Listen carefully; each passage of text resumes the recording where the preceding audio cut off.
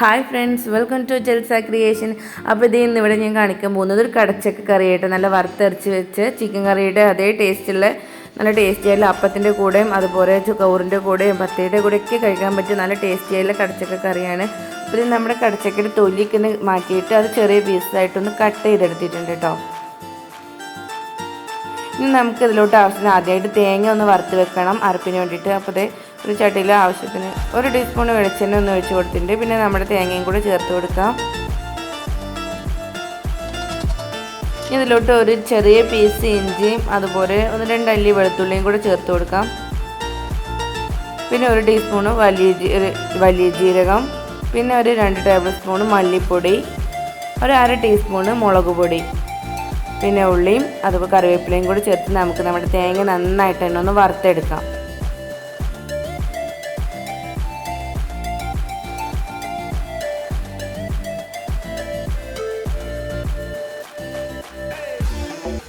അപ്പം നമ്മുടെ തേങ്ങയൊക്കെ നന്നായിട്ട് തന്നെ വറന്ന് വന്നിട്ടുണ്ട്. ഇനി നമുക്ക് സവാള ഒന്ന് വഴറ്റിയെടുക്കാം. അപ്പോൾ അതിന് വേണ്ടി വീണ്ടും കുറച്ചും കൂടി വെളിച്ചെണ്ണ ഒഴിച്ച് കൊടുത്തിട്ടുണ്ട്.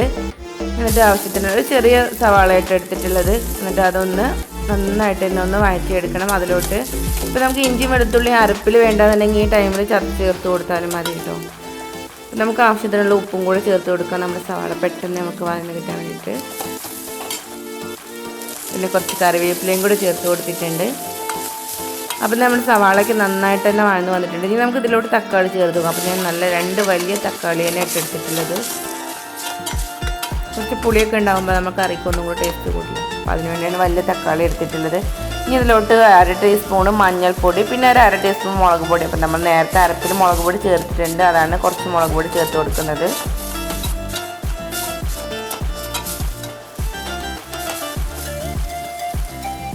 അപ്പോൾ നമ്മുടെ തക്കാളിയൊക്കെ നന്നായിട്ട് വെന്തുടഞ്ഞിട്ടുണ്ട്. ഇനി നമ്മുടെ കടച്ചക്ക ഇതിലോട്ട് ചേർത്ത് കൊടുക്കുകയാണ്.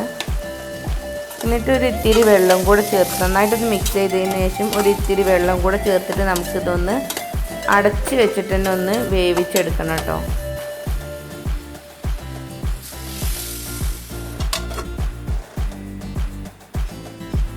ഇടയ്ക്കൊന്ന് തുറന്ന് നോക്കിയിട്ടൊന്ന് ഇളക്കി കൊടുക്കണം.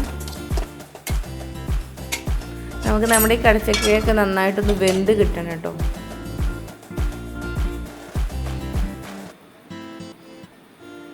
അപ്പോഴത്തേ നന്നായിട്ട് തന്നെ വെന്ത് വന്നിട്ടുണ്ട്.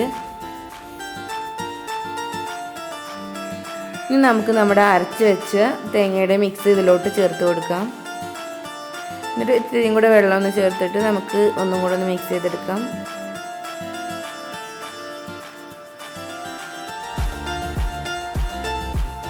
നന്നായിട്ടൊന്ന് വെട്ടിത്തിളച്ച് കഴിഞ്ഞാൽ നമ്മുടെ കറി ഇവിടെ റെഡിയായി. അപ്പോൾ നമുക്കിത് എല്ലാ ചോറിൻ്റെ കൂടെ മാത്രമല്ല കേട്ടോ, അപ്പോൾ അപ്പത്തിൻ്റെ കൂടെയും ചപ്പാത്തിയുടെ പത്തിരിയുടെ ഒക്കെ കൂടെ കഴിക്കാൻ പറ്റും നല്ലൊരു കോമ്പിനേഷൻ കൂടെയാണിത്. നല്ല ടേസ്റ്റ് ചെയ്യില്ല ചിക്കൻ കറിയുടെ അതേ ടേസ്റ്റുള്ളൊരു കറിയാണ്. അപ്പോൾ തീർച്ചയായിട്ടും എല്ലാവരും ഒന്ന് ട്രൈ ചെയ്ത് നോക്കുക. എൻ്റെ വീഡിയോ ഇഷ്ടമാണെന്ന് വെച്ചാൽ എല്ലാവരും ഒന്ന് ലൈക്ക് ചെയ്യുക.